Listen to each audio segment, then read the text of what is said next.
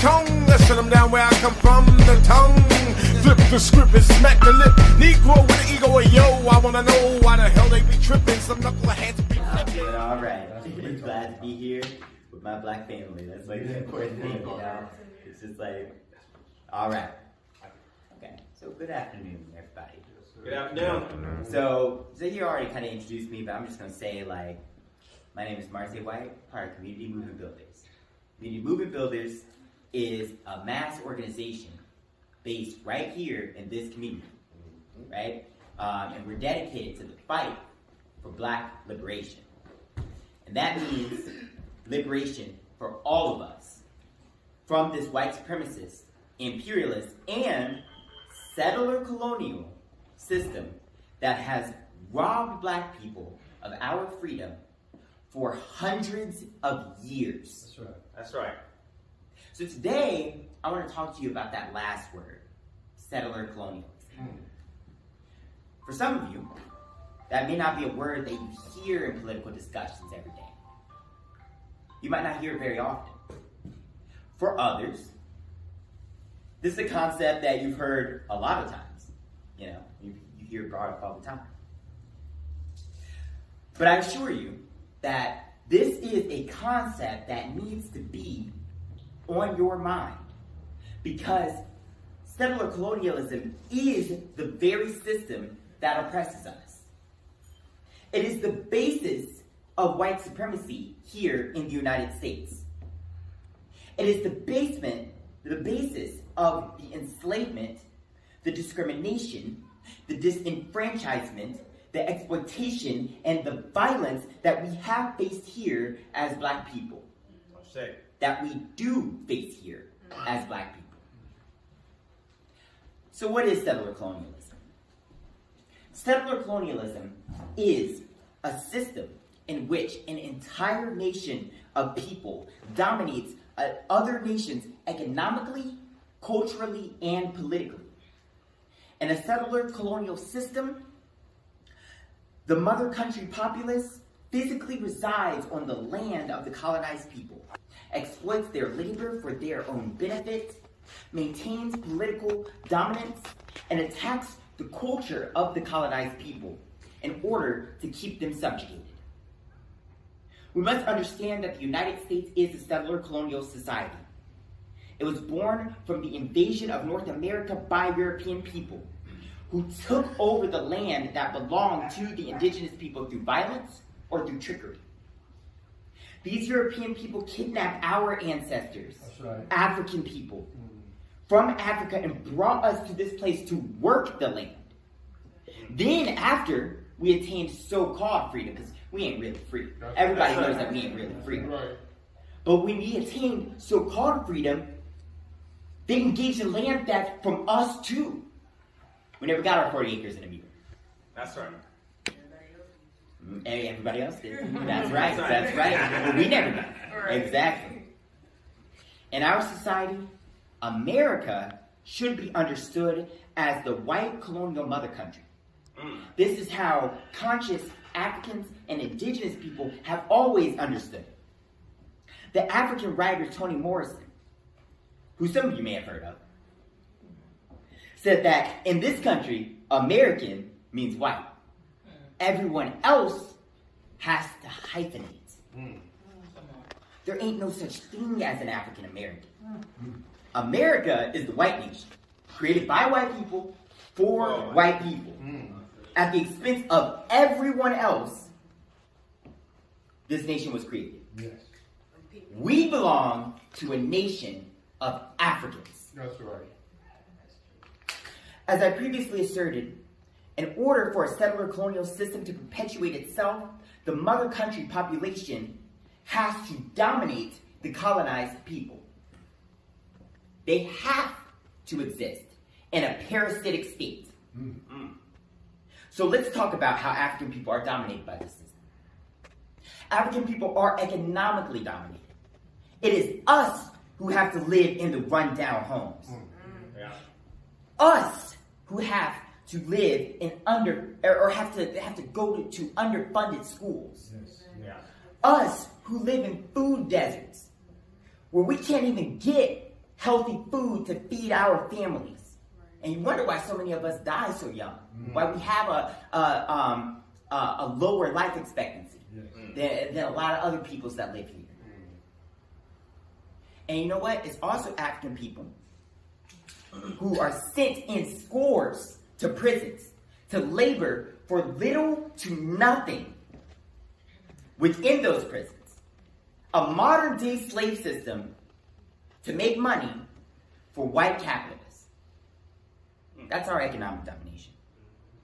African people are culturally dominated.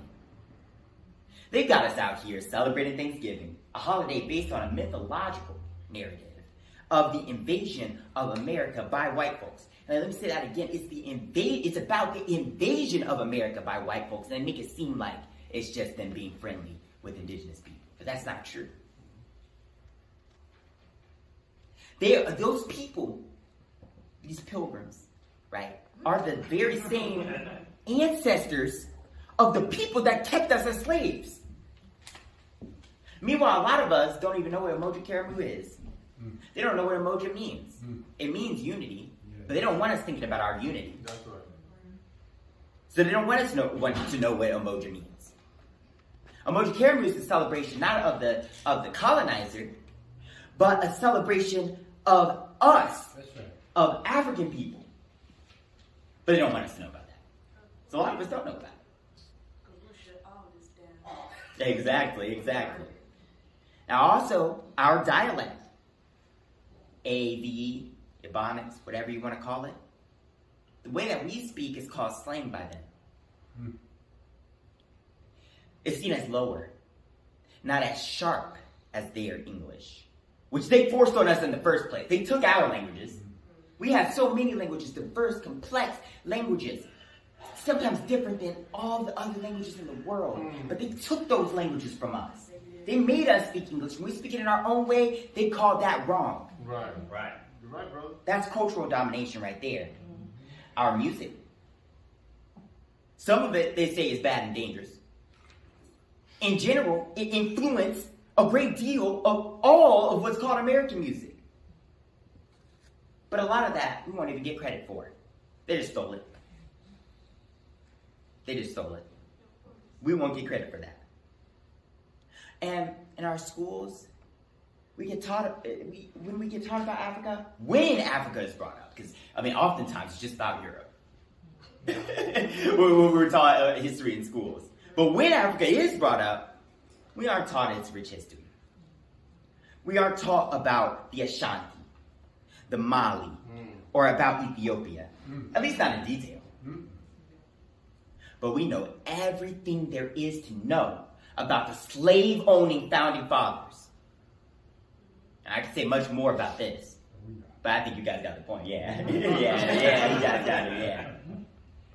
And African people are politically dominated too in this system. America has found a way to crucify almost every single African leader who has had a mind for change. Marcus Garvey, imprisoned and defamed. MLK, murdered. Malcolm X, murdered. Huey P. Newton, murdered. Sometimes they even get black people to pull the trigger on our own leaders. Why? Because if we are fighting each other, we can never actually fight the settler colonial system. That's right. In order for this system to continue to exist, any manifestation of black unity and organization needs to be destroyed, because it is black unity and organization that can bring this system down. And I want to say, in light of what happened yesterday, black people can go out and try to fight for a better life for us, but white people can go out and kill people for no reason except for their own hatred that exists in their heart and get away with it. That is political domination. That's nothing but political domination. And that brings me to the final and most important point I need to make here. Black people have lived on our knees in this system for 400 years. It's time for us to stand the hell up. Come on. We saw what happened last year when our people got together and decided to show America what we thought about our brothers and sisters being murdered in the streets. And we had more organization, more unity, and engaged in more constructive action in our communities. We could develop a united revolutionary movement to free ourselves from the shackles of white supremacist settler colonialism. Ain't nobody capable of doing that but us. It has to be us. If not us, who? We can have our freedom, but only, and I mean only, if we are willing to fight for it. Ashe? Ashe. So I want y'all to tell me, are y'all willing to fight for freedom? Yes or no? Yes. Yes. Are you willing to fight to be free like our ancestors did? If you are, say, I am willing to fight for freedom. I'm willing to fight for freedom. I can't hear y'all. I need y'all to say, I am willing to fight for freedom. I need you to say it like you mean it. I'm willing to fight for freedom. I say. Thank you, family. And may the fight for freedom be in your hearts always. Ashe. Ashe.